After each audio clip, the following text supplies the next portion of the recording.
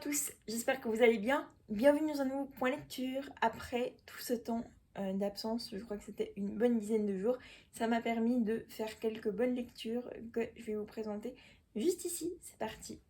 On commence donc avec le premier tome des Guerres du Miroir, j'ai mal dit le titre, pardon. Des Guerres du Miroir, écrit par Franck Bedour, publié ici aux éditions Bayard Jeunesse, qui est en fait une réécriture d'Alice au Pays des Merveilles, peut-être un petit peu plus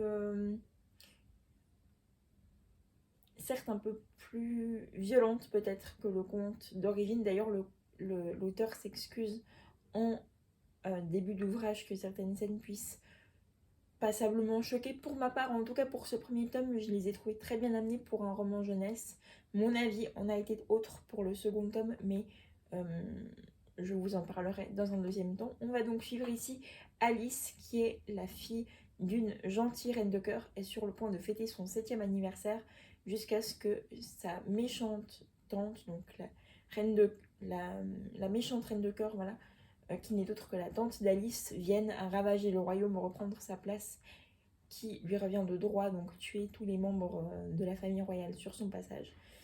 Et pour protéger sa fille, la gentille reine de cœur va donc envoyer Alice et le chapelier dans l'autre monde, ce qui va amener Alice en Angleterre, dans le monde réel, là où il n'y a pas de place pour rester bloquée dans l'imaginaire. Donc Alice va devoir changer de personnalité pour cela et vivre parmi les gens qui ne croient pas à tout ce dont elle croit, jusqu'au jour où le chapelier et le lapin blanc vont venir la chercher pour qu'elle puisse reprendre le trône qui lui revient de droit et tenter de faire tomber sa tante reine de cœur qui avait voulu tenter de lui voler.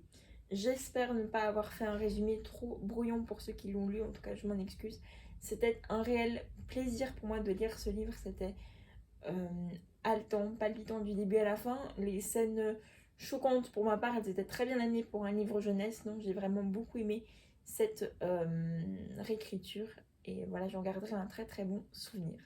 Pour ce deuxième tome, eh bien, un avis un peu plus mitigé parce que les premiers chapitres étaient super et après plus on avançait dans le livre, plus les scènes de combat devenaient récurrentes.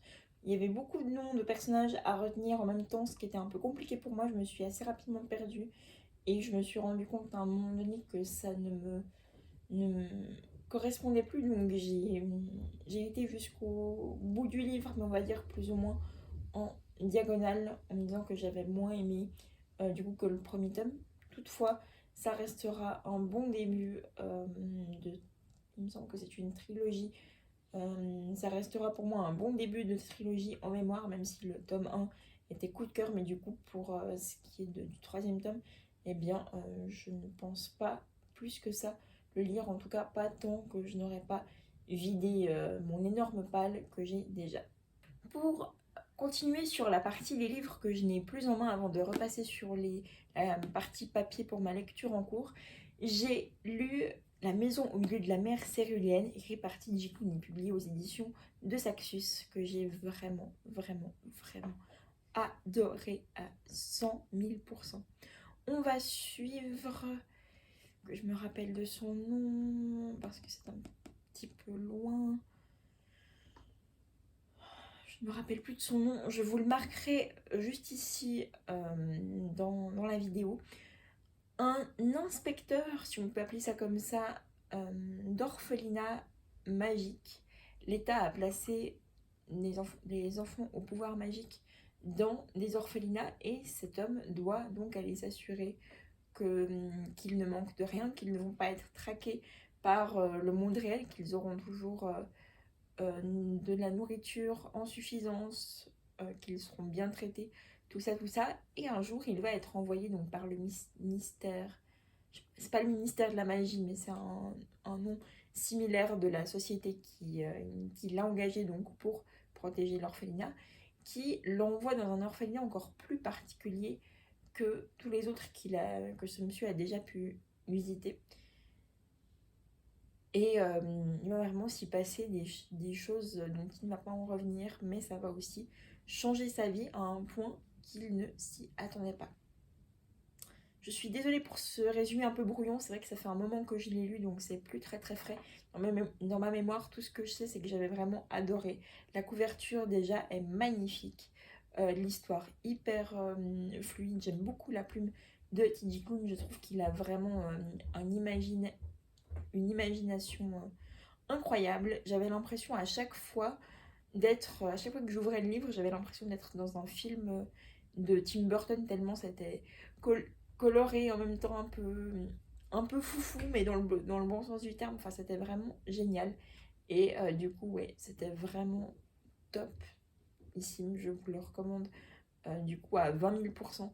Si vous ne l'avez pas encore lu, c'est très, comment dire, c'est rempli de beaucoup de messages touchants sur notre société, la vision qu'on peut avoir du monde, etc.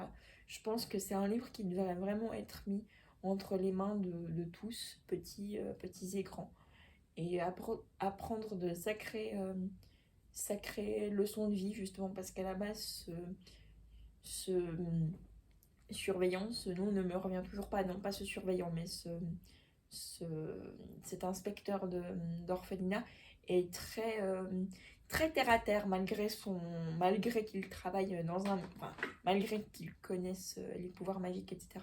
Il est assez terre à terre comme ça, ne se laisse pas forcément surprendre et tout. Enfin, a très vite peur de ce qui peut le surprendre et tout.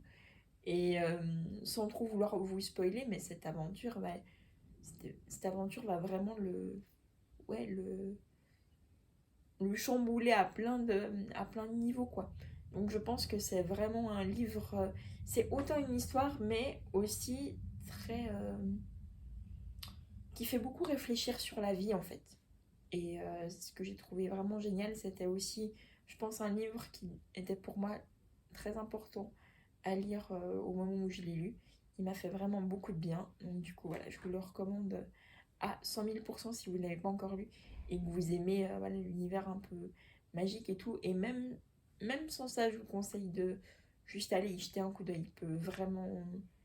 Il peut vraiment vous intéresser. Puis j'ai lu le premier tome de La Belle et le Maudit, écrit par Paige Morgan, publié toujours aux éditions Bayard Jeunesse, où on va suivre les aventures de Ingrid, qui habite à Londres avec sa sœur Gabriella et leur mère Charlotte. On est à l'époque du 19e siècle, donc c'est voilà, les ladies de la cour. Il y a encore le mode de transport est encore des carrosses avec des chevaux, enfin, tout ça, vraiment l'époque Lady Bridgerton, si on peut dire ça comme ça. Et donc ces trois femmes ont quitté Londres pour une raison que je me retiens de vous raconter ici, parce que pour le coup, je l'ai lu plus récemment que La Maison au milieu de la mer céruléenne, et vont donc se retrouver à Paris, dans une maison que Charlotte, la mère du coup de Ingrid et Gabriella, avait repérée pour faire une exposition d'art et vivre en attendant que leur père et leurs frères les rejoignent.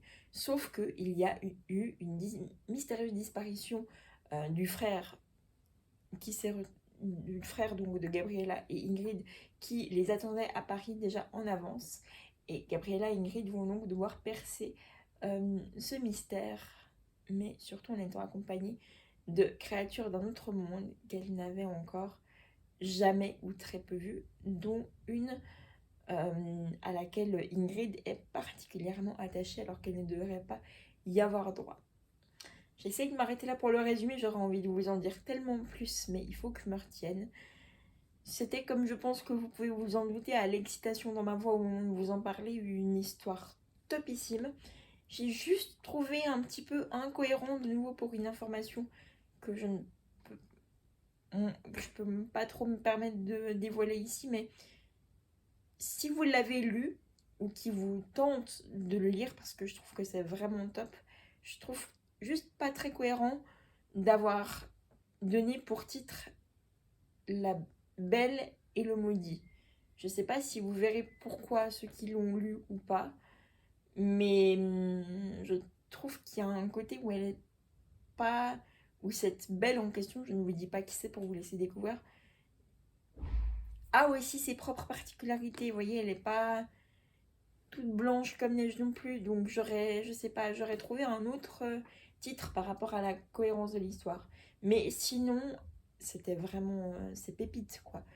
Il me semble que c'est une trilogie, si je dis pas de bêtises, et j'ai les 2 tomes, j'ai emprunté les deux tomes suivants dans ma palle, donc j'ai vraiment hâte de m'y replonger, mais pour l'instant je suis sur une lecture encore plus cool, je vous en reparle tout de suite après le prochain livre, mais ouais, vraiment hâte de continuer, quoi, parce que chaque personnage était vraiment hyper intéressant, enfin l'histoire de A à Z, chaque fois que j'avais un moment je replongeais dedans parce que j'étais vraiment happée. Et déjà rien que ça, et la couverture, beauté quoi. Donc voilà, donc vraiment, lisez-la si vous ne l'avez pas encore lu. Et pour ceux comme moi qui l'auraient déjà lu, dites-moi si le titre par rapport au fond, au dénouement de l'histoire finalement, c'était juste de l'appeler comme ça.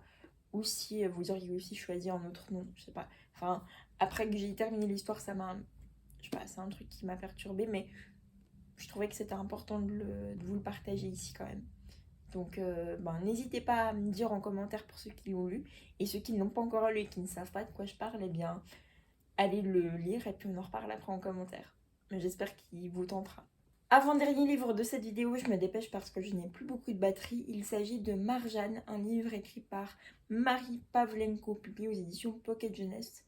Il me semble que c'est une assez vieille histoire dans le sens que je ne l'avais jamais vu encore dans les récentes sorties. Il a à nouveau été emprunté à la bibliothèque. En tout cas, je ne l'avais jamais vu en librairie ou ailleurs. Et quand je suis tombée sur la couverture, j'ai vraiment été conquise. Et par le résumé, encore plus. On va suivre donc Marjane, qui est une nine, je ne sais pas comment on prononce, et qui n'a jamais eu droit pendant toute son enfance de sortir à l'extérieur de la barrière, enfin de l'endroit où vivent tous ces nines, en dehors des êtres humains. Et un jour, lors de l'anniversaire de son père, il va se passer un drame qui va l'obliger à fuir et en apprendre de plus en plus sur les origines nines et tout ça. Et d'un certain côté sur les siennes aussi. Je m'arrête là pour le résumé. C'était une histoire que j'ai trouvée très chouette, que j'ai pas mal bien... Je peux pas dire que je l'ai dévoré autant que le premier tome de La Belle et le Maudit, mais que j'ai lu avec beaucoup de plaisir. Enfin, c'était vraiment très chouette d'y retourner à chaque fois. Et, voilà, non, c'était chouette. Néanmoins, je ne pense pas, même si j'ai été intriguée par la fin, je ne pense pas, ou en tout cas pas tout de suite, lire la suite. Je pense qu'il manquait quelque chose pour que je sois complètement happée. Mais grosso modo, c'était quand même une chouette histoire. Donc, à voir si un jour la suite me tente ou pas. Voilà, c'est la fin de cette vidéo. Merci beaucoup de l'avoir regardée. J'espère qu'elle vous a plu malgré ces résumés brouillons. La reprise des vidéos, c'est toujours un petit peu compliqué pour moi. Mais j'espère malgré tout que vous aurez passé un bon moment en ma compagnie. N'hésitez pas, si vous avez envie de connaître mes récents book hauls, ou même si tout à coup pendant quelques semaines je suis dans l'incapacité pour diverses raisons de poster, n'hésitez pas à aller sur mon Instagram et mon TikTok, donc exactement les mêmes pseudos que pour la chaîne, donc JF Books. Vous avez sur mon Instagram le logo de la chaîne que je vous affiche du coup à chaque fin de vidéo. Enfin bref, vous avez le logo de ma chaîne en logo Instagram, et par contre pour TikTok c'est un autre logo, mais il n'y a pour l'instant que moi comme JF Books. C'est une petite fille sur un livre ouvert qui regarde les nuages. N'hésitez pas à aller regarder là-bas parce que c'est par là-bas que je poste du coup mes book hauls. Je me suis dit que c'était peut-être plus intéressant pour vous dans ce format-là que simplement de toujours dire ah j'ai reçu ou acheté tel ou tel livre, je me réjouis de les lire, et de finalement peut-être que ce soit un petit peu trop redondant pour vous, et garder du coup les updates lecture pour la chaîne YouTube. Donc n'hésitez pas à aller voir là-bas pour regarder justement les avis lecture peut-être un petit peu plus détaillé, les book hauls, tout ça, je poste aussi énormément là-bas. En attendant, je vous souhaite de bonnes lectures, une bonne suite, prenez soin de vous et à très bientôt pour de nouvelles aventures. Ciao!